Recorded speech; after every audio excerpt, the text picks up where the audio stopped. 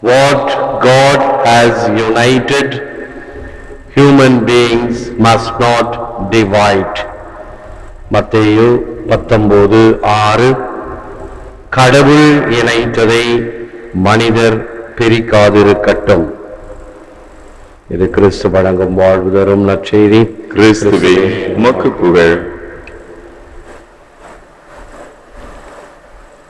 அன்பிலார் எல்லாம் தமக்குரியர், அன்புடையார் என்பும் உரியர் பிறர்க்கு. இம்மை பிறப்பில் பிரியலம் என்றோனா கண் நிறை நீர் கொண்டனள். குறுந்தொகையிலிருந்து யாயும் யாயும் யாராகியரோ எந்தையும் நுந்தையும் எம்முறை கேளீர். செம்புலப் பெயல் நீர் போல அன்புடை நெஞ்சம் தாம் கலந்தனவே. அன்பான தொலைக்காட்சி நேய விசுவாசிகளே, இந்த வெள்ளிக்கிழமையில் நற்செய்தி வழியாக இந்த திருமணம் என்ற பந்தம், குடும்பம் என்கின்ற பாந்தம், இவைகளுடைய ஆழ்ந்த கருத்துக்களை, விழுமியங்களை என்று இயேசு நமக்கு தருகின்றார். பரப்புயர்ந்தால் நீர் உயரும், நீர் உயர்ந்தால் பயிர் உயரும், பயிர் உயர்ந்தால் மக்கள் வாழ்வு உயரும், மக்கள் வாழ்வு உயர்ந்தால் மன்னன் கோன் உயரும் என்பதற்கேற்ப குடும்பங்கள் செழித்தால், குடும்பங்கள் வளர்ந்தால், குடும்பங்கள் செம்மையுற்றால் இந்த உலகம், இந்த ஞானம் மாண்புறும் என்பதும் திண்ணம். போப் ஜான் 23 அருளப்பர் மேற்றாணியாராக பட்டம் பெற்றவும் தன் தாயை சந்திக்கின்றார். தாயை சந்திக்கும் பொழுது இந்த மேற்றாணியாருக்காக கொடுக்கப்படுகின்ற மோதிரத்தை காட்டுகின்றார்.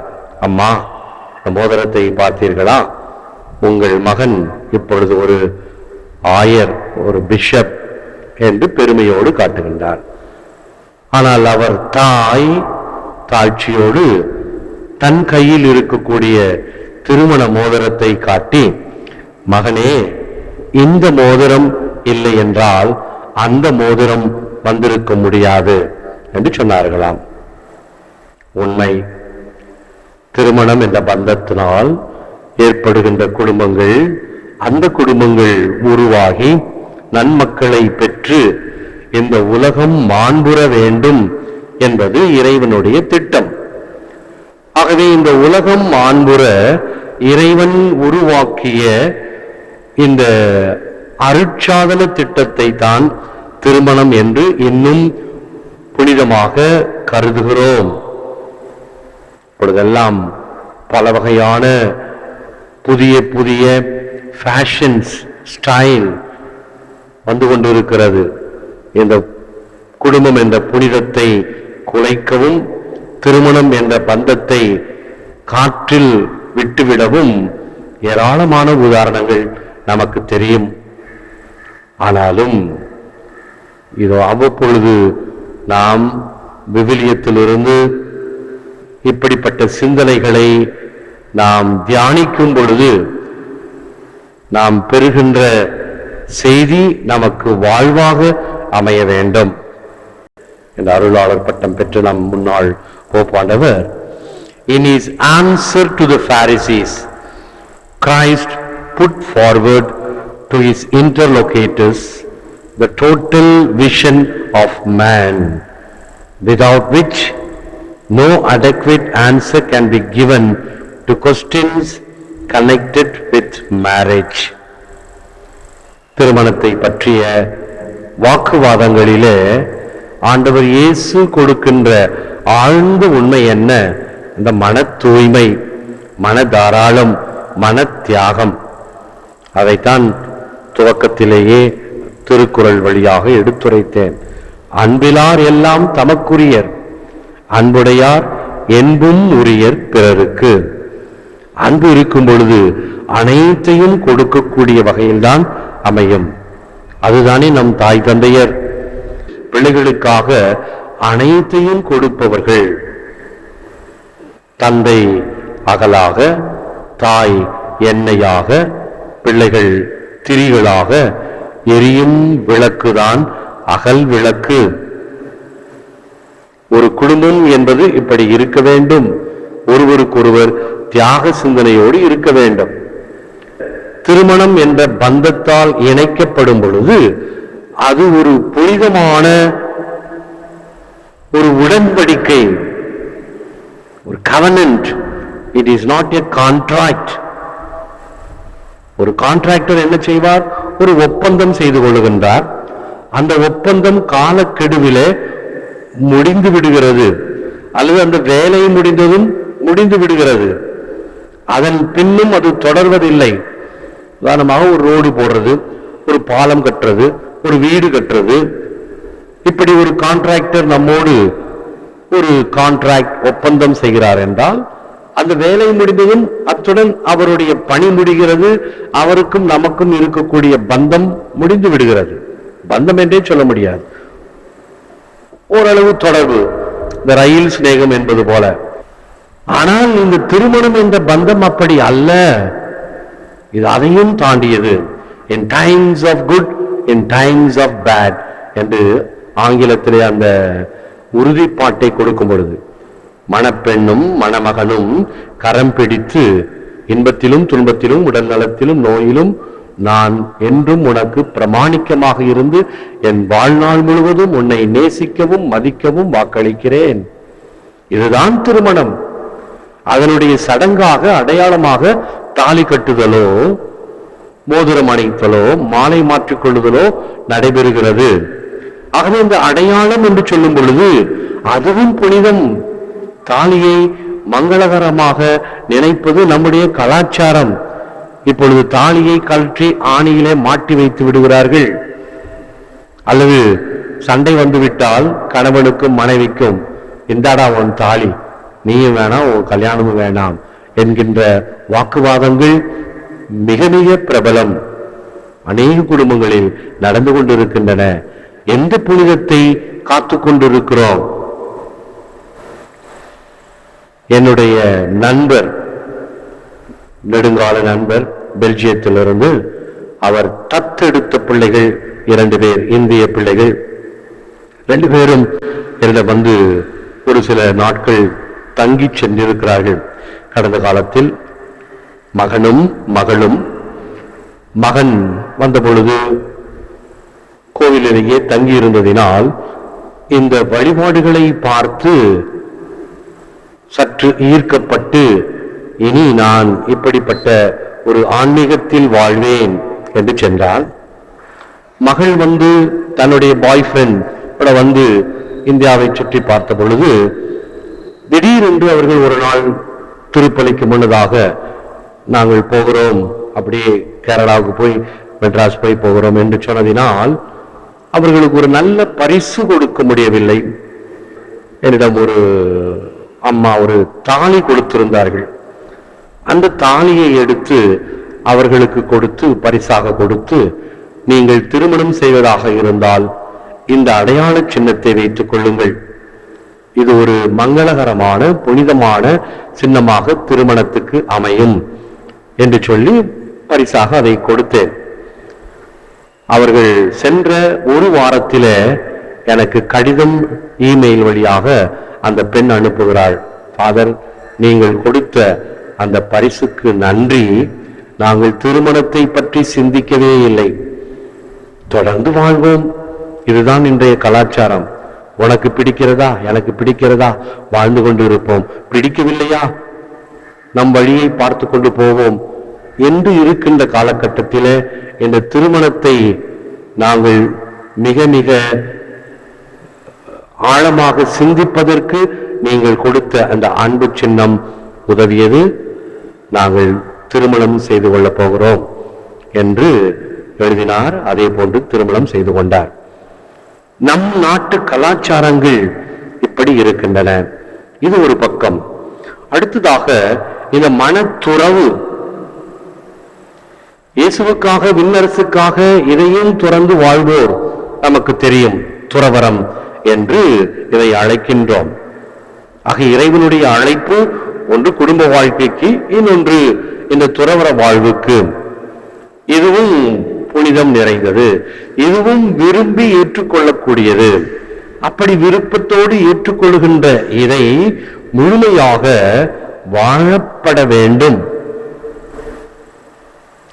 2 உதாரணங்கள் நான் இப்பொழுது முக்கியமாக சொல்ல, நிறைய சொல்லலாம். ஒன்று சாது சுந்தர் சிங், ஒரு சிக் கம்யூனிட்டியில, சீக்கியர்களுடைய சமுதாயத்திலிருந்து இயேசுவினால் ஈர்க்கப்பட்டு மனமாறி ஞானஸ்நானம் பெற்று வடக்கு பகுதிகளிலும் திபெத்திலும் கிறிஸ்துவை பிரசங்கிக்கக்கூடிய ஒரு அற்புதமான பிரசங்கியாராக திகழ்ந்தவர். அவருடைய குடும்பம் ஒதுக்கி தள்ளிவிட்டது கிறிஸ்துவை ஏற்றுக்கொள்ளதினால். இருப்பினும் அவர் இந்த போதிக்கும் பணியில வாழ்ந்து கொண்டிருந்த பொழுது தந்தை அவருக்கு கடிதம் எழுதுகிறார். நீ உடனடியாக திருமணம் செய்து கொள்ள வேண்டும். திருமணம் செய்து கொள்வதற்கு உன்னுடைய மதம் தடையாக இருக்கிறதா? எனக்கு சந்ததிகளை, உனக்கும் சந்ததிகளை உருவாக்குவதற்கு உங்கள் வேதம் தடையாக இருக்கிறதா என்ன? திருமணம் செய்து கொள்ள வேண்டும் என்று கட்டளையிடுகிறார். பதில் கடிதம் சாது சுந்தர் சிங் எழுதுகிறார். தந்தையே, நான் என்றும் உங்களுக்கு கட்டுப்பட்டவன், என்றும் உன் மகன். அதோடு கூட விண்ணக தந்தையும் எனக்கு தந்தை. இந்த திருமணத்தை துறந்து அந்த தந்தைக்கு முழுமையாக என் வாழ்வை அர்ப்பணிக்க விரும்புகிறேன். ஆகவே என்னுடைய இந்த அர்ப்பணத்தை இறைவன் ஏற்றுக்கொள்ள வேண்டும் என்று விரும்புகிறேன். அதற்கு உங்கள் ஆசீர் வேண்டும். ஒருவேளை உங்களுக்கு பிடிக்காமல் போகலாம். உங்கள் சொத்திலோ அல்லது உங்களுடைய பாக பிரிவினையிலோ எனக்கு இடம் வேண்டாம். விண்ணக தந்தையின்படி நான் நடக்க ஆசிக்கின்றேன் என்று கடிதம் எழுதினாராம். ஒன்று. இன்னொன்று, என்னுடைய அனுபவத்தில ஒரு பங்கில் இருக்கும் பொழுது, ஒரு பங்கில ஒரு குடும்பம், தகப்பன் இறந்து விட்டார், தாய், 2 மகள்கள், ஒரு மகன். மூத்த மகளுக்கு 30 வயது ஆகிறது. தாயும் அந்த மகளும் என்னிடம் வந்து, ஃபாதர், என் பெண் அலுவலகத்தில் வேலை செய்கின்ற ஒரு இந்து மனிதரை, அந்த அலுவலகத்தில் வேலை செய்பவரை மனம் செய்து கொள்ள வேண்டும் என்று விரும்புகிறாள். எங்களுக்கு என்று பரிந்து பேச யாருமில்லை.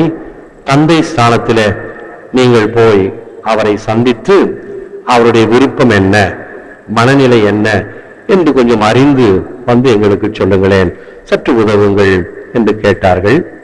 சரி, அதனால் என்ன, நான் செய்கிறேன் என்று இந்த இந்து மனிதன், அந்த அலுவலகத்தில் வேலை செய்யக்கூடிய மனிதனை சந்திக்க அவருடைய வீட்டிற்கு சென்றேன். வீட்டிற்கு சென்றதும் அந்த வரவேற்பறையை பார்த்ததுமே சற்று திகைப்பும் ஆச்சரியமும் மேலிட்டது.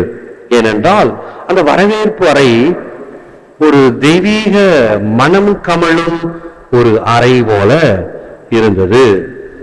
ஒரு பிரம்மச்சாரி, ஒரு வாலிபன் இருக்கின்ற அறை எப்படி இருக்கும் என்று நமக்கு சாதாரணமாக தெரியும்.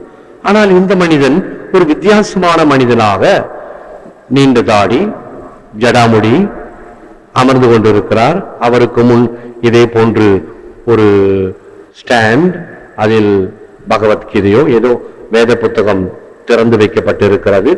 சுற்றிலும் படங்கள், சாமி படங்கள், சாம்பிராணி மனம் கமழ்ந்து கொண்டிருக்கிறது. எனக்குரிய ஒரு தியான அறையை போல இவர் அமர்ந்து கொண்டிருக்கிறார். அன்போடு வரவேற்றார். முதலில் சேமநலாபெல்லாம் விசாரிச்சுட்டு, என்ன ஃபாதர், என்ன விஷயம் கேட்டார். மகனே, உன் அலுவலகத்தில் வேலை செய்கின்ற இந்த பெண் திருமணத்திற்காக ஆசைப்படுகிறது, உன்னுடைய விருப்பம் என்ன என்று கேட்பதற்காக வந்தேன். உனக்கு ஏதாவது அபிப்பிராயம் இருக்கிறதா என்றார். அவன் சொன்ன பதில் என்னை திகைக்க வைத்தது.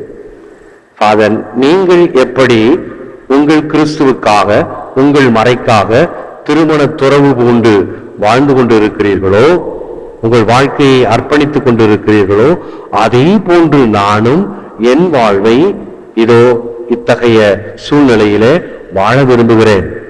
திருமணம் செய்வது என் விருப்பம் இல்லை. இப்படி தவறாக அந்த பெண் புரிந்து கொண்டிருந்தால் தயவு செய்து எண்ணத்தை மாற்றிக்கொள்ள சொல்லுங்கள். நான் திருமணம் செய்ய தயாராக இல்லை என்று தெளிவாக கூறினார்.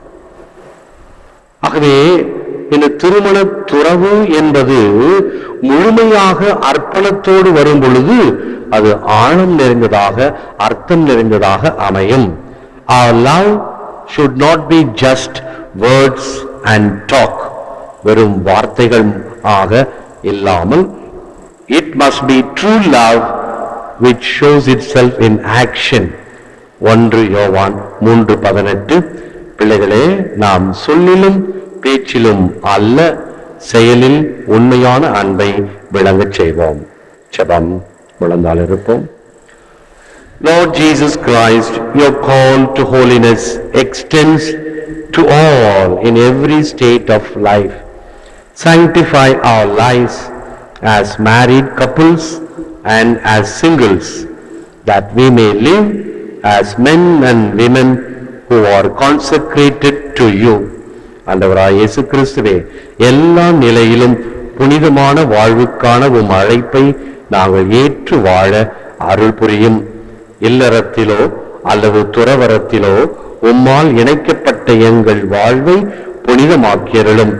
அதன் மூலம் நாங்கள் உமக்கு அர்ப்பணிக்கப்பட்ட மகளாக வாழும் வரம் பெறுவோமாக. ஏற்று வரமருளும் இறைவா, காக்கும் கரங்களினால். ஆமென்.